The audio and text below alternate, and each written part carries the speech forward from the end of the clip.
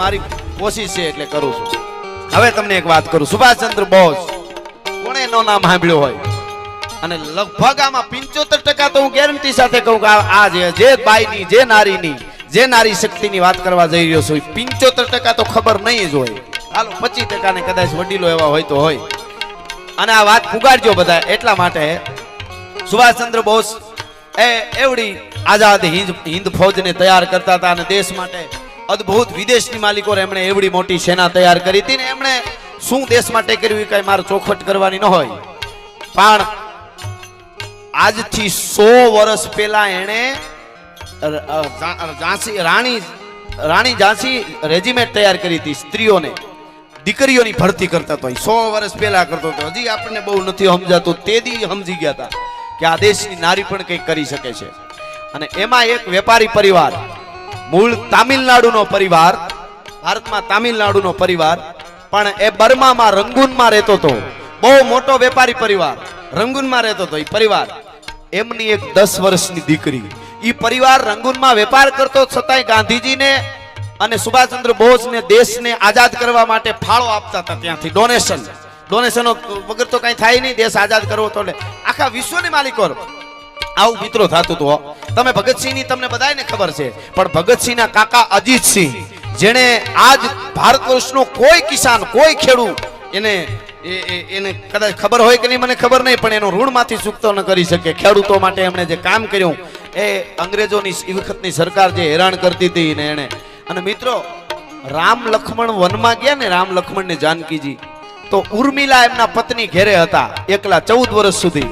એની કથાઓ આપણે ગાવી જોઈએ. આપણો બાપ છે રામ, જરૂરી છે. અને ઉર્મિલા આપણે માં છે. ઉર્મિલાએ 14 વર્ષ સુધી પોતાના હાહરાની માલિકો એકલી રહી, લક્ષ્મણની વાહે ન ગઈ અને એકલા પોતાના પીઓ વગર વિયોગમાં કાઢ્યા. એ આખા વર્લ્ડને ખબર છે. પણ ભગતસિંહનો હગા કાકા અજીતસિંહ, એ અજીતસિંહ જ્યારે ક્રાંતિ જગાડી હતી, ક્રાંતિની મસાલ લઈને આ દેશમાંથી યુવાન નીકળ્યો, છેલ્લે ખબર હતી કે હવે પકડાઈ ગયો એટલે મને ફાંસી લટકાવી દે અંગ્રેજો. છેલ્લી વારની રજા લેવા માટે ઘરે આવ્યો ત્યારે હરનામ કૌર નામની એમની પત્ની, એ 22 વર્ષની ઉંમર એ બાઈની હતી. આમાં કેટલા જણા યુવાનોને ખબર છે મારે ઈ કેવું છે. અને ઈ અજીતસિંહ તેથી કહેતો હતો કે હવે છેલ્લા જય માતા, આપણી ભાષામાં રામ રામ, કે ઈ એને સત્યકાલ છેલ્લા પ્રણામ કરવા આવ્યો છું. હવે ભારતમાં મારાથી ઇન્ડિયામાં નહીં રહેવાય, હિન્દુસ્તાનમાં નહીં રહેવાય, પણ વિદેશમાં વયો જાવ. ત્યાંથી ક્રાંતિકારીઓને ફાળા કરીને ભેળા કરીને આખી જિંદગી પૂરી કરી નાખીશ, પણ હું અંગ્રેજોના હાથમાં ન આવું, અંગ્રેજોને પકડાવ નહીં. છેલ્લા રામ રામ કરીને માણસ પંજાબમાંથી નીકળી ગયો. 22 વર્ષની ઈ ભારતની હારી નારી ઈ ભગતસિંહને પાઠ શીખાડતી હતી કે તારો કાકો આવી રીતે ક્રાંતિકારી બન્યો અને આવી રીતે દેશ માટે કરતો હતો. આખી જિંદગી પૂરી કરી નાખી બાઈ. આયા પાછો એનો પતિ એને ભેળો કોઈ દી નહોતો થયો. ઈ આમાં કેટલા જણાને ખબર છે અજીતસિંહ ની, ઈ મને કહેજો. હા, એમના ભગતસિંહના બીજા કાકાએ 27 વર્ષની ઉંમરે શહાદત ઓરી દીધી હતી. આ જેવી તેવી ઘટના નથી. અને પગડી સંભાળ જટ્ટા પગડી સંભાળ. એક ખેડૂને એક વેપારીએ જઈને કીધું કે અંગ્રેજને પાઘડી ઉતારી નાખ ને ચરણની માલિકો, તો તને તારું જમીનનું લગાન છે એ તારું માફ કરી દેશે. જઈને પગડી નાખી એટલે ઓલો ગાવા માંડ્યો ભગતસિંહનો કાકો, પગડી સંભાળ જટા પગડી સંભાળ. એ કે પાઘડી એના પાઘડી તો ઈ આપણા ચરણમાં ઉતારવા જોઈએ, અંગ્રેજોને એકવાર પાઘડી ઉતારતા કરી દઈશું. હવે આ બધી વાત ઘણી થાય, પણ હું જે વાત કરવા જઈ રહ્યો છું, બર્માના રંગૂનની માલિકો રહેતો એક વેપારી ડોનેશન આપતો હતો ગાંધીજીને. ગાંધીજી એને ઘરે બર્મામાં ગયેલા રંગૂનમાં. ઈ કેવડો માણસ છે વેપારી. અને ઈ વખતે 9 વર્ષની એક દીકરી, 9.5 વર્ષની ઉંમરની દીકરી ગાર્ડનમાં પિસ્તોલથી નિશાના દાગતી હતી.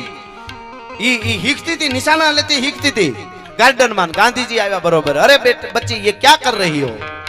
कि अंग्रेजों को मारने के लिए प्रैक्टिस कर रही हो. गांधी जी ने तो जरा ही न गम्યું. એને તો बेटा हिंसा से तो बर्बाद, हिंसा से तो बर्बादी ही होती है. कि हिंसा ना करता हो उसके साथ हिंसा नहीं करनी चाहिए.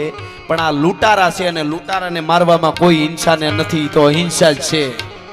માની નહીં દીકરી, 9.5 વર્ષની દીકરી. પછી તો ગાંધીજી તો વયા ગયા. પણ બન્યું એવું કે એક વખત ઈ દીકરી કે છે, હું તમને નામે હમણાં આપું.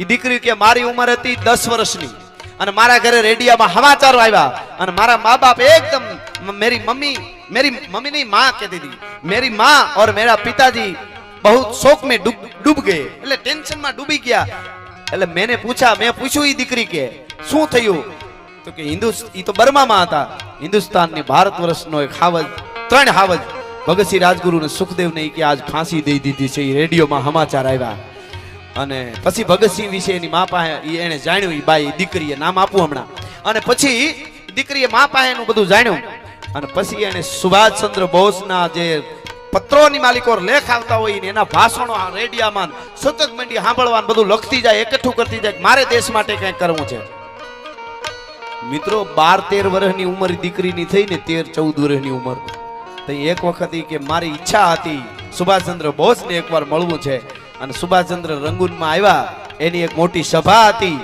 અને મીટિંગ સભા અને એમાં ડોનેશન એકઠું સુભાષચંદ્ર બોઝ કરતા હતા નિયા દીકરી ગઈ અને પોતાના વેપારી બહુ મોટો માણસ એનો બાપ હતો એના શું એની જનેતાએ એને સંસ્કાર આપ્યા છે એના બાપે કેવી તૈયાર કરી છે ને ઘટાણે પિક્ચર જોવા જાય બહુ પૈસા દીધા હોય આપણને કોઈનો વિરોધ નથી પિક્ચરે જોઈજો મોજ કરજો પણ હારોહાર દેશ માટે કંઈક યાદ રાખવું એટલું જ કહું છું હવે ઈ દીકરીએ પોતાના જે ઘરેણા હતા ને હીરા મોતી માણેક વાળા એ બધાની પોટલી ભરી સુભાષચંદ્રને જે બધા ડોનેશન આપતા હતા એમાં હાથો હાથ આપ્યું સુભાષચંદ્ર જોઈ રહ્યો એડ્રેસ પૂછ્યું સરનામું પૂછ્યું તું ક્યાં છો દીકરી એટલે એને ખબર પડી કે આ તો ઓલો જે ગાંધીજી પણ ડોનેશન આપે મોટો વેપારી હેઠ એમની દીકરી એ કે હું રાજી થઈ ગઈ કે મારું ડોનેશન મેં મારા ઘરેણા બંગડીઓ બીજા ત્રીજા હોનાના હતા એ આપી દીધા દેશ માટે રંગૂનમાં રહેતી હતી દીકરી 12-13 વર્ષની પછી ઉંમર થઈ અને એ દીકરી કે હું સ્કૂલે ગઈ સ્કૂલેથી ઘરે આવી ને જે સુભાષચંદ્ર બોઝના ભાષણો કાયમ લખતી હતી રેડિયોમાંથી સાંભળતી હતી છાપામાંથી લખતી હતી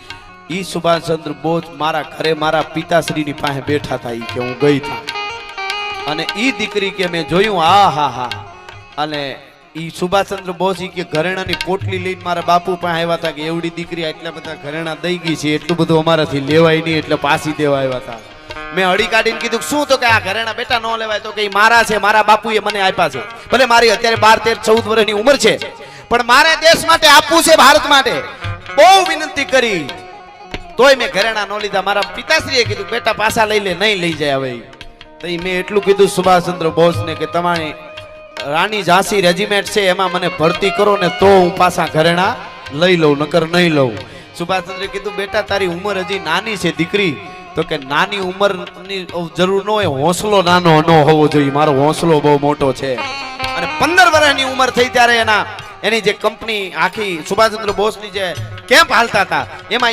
દીકરી ગઈ ટૂંકમાં વાત કરી દઉં અને ઈ દીકરીએ નર્સિસનો એક કોર્સ કર્યો કે ઘાયલ થઈ ગયા હોય સૈનિકોને હાજા કરવા એ ડોક્ટરનો કોર્સ કર્યો 15 ને 16મું વર્ષ બેઠું 15.5 વર્ષની દીકરી થઈ એમાં કોક સુભાષચંદ્ર બોઝને જે એની જે આખી સેના હતી એ આઝાદ હિન્દ ફૌજ હતી એમાંથી કોઈ ઘણા એવા હોય ને આમ તો દેશ જે કાંઈ નડ્યા છે એ ગદ્દારો જ નડ્યા છે એવો કોઈ ગદ્દાર માણસ અંગ્રેજ સિપાહીને હારે મળેલો ઈ આ દીકરી જોઈ ગઈ અને સુભાષચંદ્ર બોઝને વાત કરી કે આ ઓલા અંગ્રેજ સિપાહી હારે પોલીસ હારે વાત કરતો હતો આપણો પોલીસનો આ માણસ આપણી સેનાનો અને સુભાષ ઈ દીકરી એમ કહે છે લખે છે કે મને રાજી પડી થયો મેં એક વાત કરી સીધી સુભાષચંદ્ર બોઝે માની લીધી એમ અને એનું એક્શન લીધું ડાયરેક્ટ કારણ કે ઈ તો ઓળખી જાય ને કે આ દીકરી સાચી છે અને પછી મને બરાબર એમાં ભરતી કરવામાં આવી ટ્રેનિંગ લેવામાં આવી વરસાદની માલિકો ગારાની માલિકો અને મિત્રો 16 વર્ષની ઉંમરે ઈ દીકરી તૈયાર થઈ અને એનું નામ હતું રાજામણી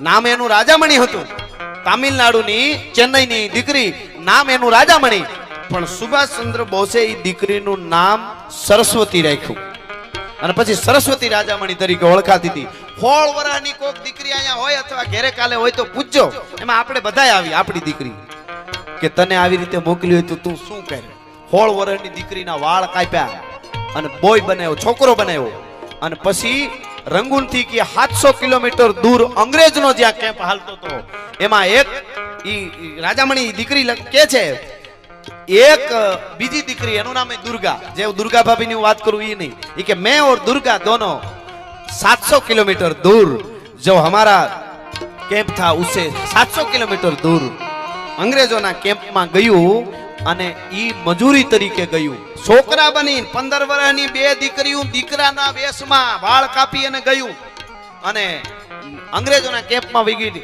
બૂટ પાલિશ કરી દેવા, સાફસૂફ કપડા લોટરી કપડાની ધોઈ દેવા, આ તે એની સેવામાં નોકરીમાં રહ્યું કે અમે ગરીબ માણસની દીકરી, ગરીબ માણસના દીકરા છે, દીકરા થઈને રહ્યું અને અમને કંઈક નોકરી આપો. તો અંગ્રેજો આપે કે આવડા છોકરા તો શું કરે સાહેબ, હોળ વર્ષની દીકરીઓ ઈ દીકરા થઈને નોકરી કરતી હતી. 1 વર્ષ સુધી કે અમે જેટલા કેમ્પમાં અંગ્રેજોના જે કાંઈ હાલતું હતું એની ફાઇલું, હથિયારો, ત્યાંથી એના હથિયારોના ઢગલા હતા, દારૂ ગોળો, ઈ ગુપ્તચર દ્વારા સુભાષચંદ્ર બોઝનો કેમ્પ હતો, બોઝનો એમના માણસો હારે ત્યાં પહોંચાડતી હતી. હોળ વર્ષની દીકરીઓ, ખાલી કલ્પના કરજો, આ કોઈ કાલ્પનિક વાતો નથી, આ હકીકત કહું છું. આવું બધું પાઠ્ય પુસ્તકમાં આવી દીકરીઓને ભણાવવામાં આવે ને તો હિન્દુસ્તાનના હામી આંખ ઊંચી કરીને કોઈ જોઈ ન શકે એવી દીકરીઓ તૈયાર થાય ને એવા દીકરા તૈયાર થાય. ભલા માણસ, એટલા માટે હું કહું છું, હોળ વાળાની દીકરીઓ દીકરા બની અને અંગ્રેજોના કેમ્પમાં કેટલી ટ્રેન આપી હતી કે અમને ભેળી નાની રિવોલ્વર રાખતી, કાયમ પકડાઈ જાય કાંઈ થાય એટલે મરી જવા સિવાય કોઈ રસ્તો નહીં, બાકી કાંઈ બાતમી ન લઈ જવા જોઈએ. અને સર્વસ્વ ફાઇલું ઓરિજિનલ કાઢીને એની બાતમી સુભાષચંદ્ર બોઝ જેનું વર્લ્ડમાં અત્યારે નામ છે એને 16 વર્ષની 2 દીકરીઓ પુગાડતી, ત્યાંથી પુગાડતી હતી. અને એમાં ઈ કે 1 વર્ષ સુધી વાંધો ન આવ્યો, અમે કેટલો દારૂ ગોળો હથિયારો પુગાડી દીધા અમારા કેમ્પમાં. ઈ કે પણ એક વખત કે દુર્ગા પકડી ગઈ, ઓલી રાજામણી કે છે દુર્ગા પકડાઈ ગઈ, અંગ્રેજોને લઈને જાતા હતા, હું હતાઈ જોતી હતી, મને વિચાર થયો ક્યાં જાऊं, बहुत घबराहट था मुझे, पर याद आ गया कि मां भौम मैं भारत की बेटी हूं और जब तक जिंदा हूं तब तक भारत की बेटी को कोई नहीं जीत सकता. मुझे अंदर से ऐसा हौसला पैदा हो गया. અને ઈ દીકરીએ નક્કી કર્યું કે હજી આને મારે દુર્ગાને છોડાવી, મારી બેનપણી મારી ફ્રેન્ડ નહીં કે છોડાવી છે. અને એને એટલા પ્લાન બનાવ્યા, પછી તો જે દીકરાનો વેશ હતો ને એમાંથી ફેરવી નાખ્યો અને ન્યાની કોઈ મજૂરની દીકરી થઈ ગઈ, કારણ કે દીકરી તો હતી, ગરીબ દીકરીનો ન્યાનો ઈ કે પોશાક અમે સ્થાનિક પોશાક પહેરી લીધો એટલે વાળવાવાળી બાઈ થઈ, દીકરી થઈ અને પાછી ગઈ નહીં. પછી તો દીકરો હતો તો દીકરી થઈ ગઈ, કોણ ઓળખે? જે આવી હતી ત્યારે દીકરાના વેશમાં હતી અને પછી દીકરી વાળવાવાળી થઈ. અને એમાં થતા અંગ્રેજોને એક જગ્યાએ ચા લઈને જાતી હતી, હું 2-4 અંગ્રેજો હતા અને જોરથી હું એટલી પડી નિશાન લઈ, 4-5 જણા અંગ્રેજો હતા, બધા ઉપર સા ઉડી અને સાહેબ માફ કરજો કરવા માંડી. હવે એને એમ કે આ મજૂર કઈ કીધું નહીં, સાહેબ સર મેં સાફ કરી દઉં. તો કે ના બધાય પાણી હતું એ બાજુ ધોવા વહી ગયા. અને આ દીકરીએ હળી કાઢી, માથામાંથી પીન કાઢી અને એને કેટલીક પ્રકારની પ્રેક્ટિસ આપી છે. મારે ઈ કેવું છે તમને, 16 વર્ષની દીકરીને તાત્કાલિક ચાવી બની ગઈ, બધી પ્રેક્ટિસ આપેલી હતી. આ બધું થઈ શકે એક અવતારમાં, એવું અટાણની દીકરીઓ માને નહીં કે એક જ અવતારમાં નહીં, એમ તો 2-3 અવતાર લેવા પડે. એટલી તૈયારી, ગોલીબાજ, ફલાણું ઢીકણું, દોડવું, ઉડવું, કૂદવું, બધા પ્રકારની કળા. દીકરો બનીને રહ્યું 1 વર્ષ, કોઈને ખબર ન પડી કે દીકરીઓ છે. અને કોના માટે પાછા અટાણે આપણે આઝાદ મોજ કરી એના માટે, એના છોકરા મોટા કરવા માટે નહીં. અને ઈ પીન કાઢી માથામાંથી સાવી બનાવી તાળું ખોલીને કે દુર્ગાને હું કાઢી મેં, અને અમે બે ભાગ્યું અને ખબર પડી ગઈ, હમ દોડને લગે. રાજામણી કહે છે હવે હું તમને છેલ્લે વાત જે ઓલામાં આવી હતી વાત દુર્ગા ભાભીમાં ઈ તમને આમાં કહીશ. આટલી તૈયાર કરેલી દીકરી બે ભાગ્યું, પણ ઈ રાજામણી એમ કહે છે कि जितनी अंग्रेजों की गोली की रफ्तार थी उतनी रफ्तार हमारी नहीं थी. એટલી અમારે એટલી ઝડપ અમારી નહોતી, અમે ભાગ્યું તો બહુ, પણ એક ભડાકો થયો વાહે અને કે મને પગમાં ગોળી લાગી પાછળથી, હું પડી ગઈ. રાજામણી કે દુર્ગા को मैंने बोला तू भाग जा. अरे दुर्गा ने कहा, दुर्गा ये કીધું કે हम मरेंगे भी साथ में और जिएंगे भी साथ में. અટાણે એક ભડાકો થાય તો આખું લશ્કર બહુડુડુડુડુ કરતું કઈ બાજુ જાય કાંઈ નક્કી નહીં. એટલે હું આ વાત કરું છું, એમાં હું આપણે બધાય આવી વાતો કરવી. એક ગોળી પગમાં લાગી ગઈ તો મને ધરાર દુર્ગાએ ઊભી કરીને ભાગ્યો. મિત્રો જંગલમાં વહી ગયો. આપણને મહિનામાં આવે છે તમને કે આ દીકરી આ રહ્યું હોય છે કે નહીં રહ્યું. હવે જોઈજો, બે ભાગ્યું અને ભાગતા ભાગતા ભાગતા જંગલમાં વહી ગયું. અડીખમ મોટું ઝાડ હતું, ઘાટું તળું જેવું ઝાડ હતું. ઈ ઝાડ માથે ચડી ગયું, લોહીના ભભૂકા પગમાં જ જતા, પણ એવું જંગલ હતું. મિત્રો ઝાડ ઉપર ચડી ગયું, પગમાં ગોળી હતી. અટાણે કાંટો લાગ્યો હોય તો ધનુરના ઇન્જેક્શન લેવા પડે. પગમાં ગોળી, બે ઝાડ ઉપર ચડી ગયું. મિત્રો અંગ્રેજો ગાંડી થઈને અંગ્રેજોની પોલીસ કે અમને ગોતતી હતી. પાણી પીધા વગર, ખાધા વગર, 3 દિન 3 રાત એક જ ઝાડ ઉપર અમે પૂરા કર્યા. આ બધી રિયલી વાતો કરું છું મિત્રો. અને મારે આ યુવાનો મારા દેશની દીકરી સુધી આ વાતો પુગાડવી છે, એટલે નકર તો બધું થઈ શકે બીજું પણ અમને એમ થાય કંઈક તો જવું જોઈએ કે નહીં. આની કોઈ મૂલ્ય નથી. અને 3 દિન 3 રાત થઈ પછી અંગ્રેજો કે પૂરું થઈ ગયું. એને એમ થઈ ગયું કે કુવા પડીને મરી ગયું હોય છે. ઈ કે અંગ્રેજોને એમ થઈ ગયું બીજા દી સાપામાં આવ્યું એટલે એને દીધું કે ભાઈ કોઈ કુવે મેં ગીર ગઈ કે નાળામાં ગમે કે કાં હળગી ગયું હોય કે ક્યાંય છે નહીં, અમારી તપાસ પાકી છે. અને ઝાડથી ચોથે દિવસે ઉતર્યું અને આડે ધડ જંગલોમાં ભાગતી ભાગતી બીજા વાહનોમાં બેહતી 700 કિલોમીટર હતો કેમ્પ પાછો સુભાષચંદ્ર બોઝનો જે હતો ઈ કે અમે ન્યા પૂગી તે અમારી જાન મેં જાન આવી. અને પછી સુભાષચંદ્ર બોઝ તો કે ન્યા નહોતા, વિદેશ બીજા પ્રવાસમાં હતા, પણ એનો કાગળ મને મળ્યો કે દીકરી બેટી तूने जो किया है ने वो कोई नहीं कर सकता. तुम ही दुर्गा हो, तुम ही चंडी हो, तुम ही जगदम्बा हो, कोई नहीं कर सकता. અને એનું નામ ઈ રાજામણી, સરસ્વતી રાજામણી. મિત્રો અફસોસ મારે ઈ કરવો છે, આ ધરાર કહેવાય જાય છે. હવે આ દીકરી આઝાદી પછી બેન જીવતી હોય તો આને સુરક્ષા દળના પ્રમુખ બન્યો હોય તો કઈ વાંધો ખરો? પ્રધાન બન્યો હોય તમને શું લાગે? દગો કરે કે દેશ માટે? આપણે કોઈ યારે વાંધો નથી. આવી હું તમને વાતો કરી શકું એમ કાંઈ દેશને વાંધો. મિત્રો આની તારીખ હાસો આજ કહું, આની સાલ 2018 માં તામિલનાડુમાં સરસ્વતી રાજામણીનું મૃત્યુ થયું. એક જ નાના મકાનમાં રહેતી હતી.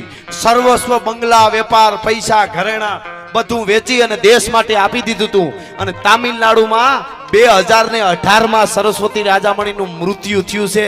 કોઈ ભણનો દીકરો, કોઈ મોટો માણસ કે કોઈ રાજકારણી પૂછવા નહોતો ગયો કે તમે શું કરો છો, તમને કાંઈ જરૂર છે. આપણે કોઈ યારી નથી, આપણા માટે બધી પાર્ટી હરખી, પણ આવા 100 દાખલા તમને હું દઈ શકું છું. પણ છતાંય ઈ સરસ્વતી રાજામણી નેટમાં એમનું લખજો તો તમને એમનો ફોટો અને વિડીયો જોવા મળશે. એમ કે છે, हमने तो देश के लिए जो करना था वो कर लिया, हमें किसी की जरूरत नहीं है. इसलिए एम के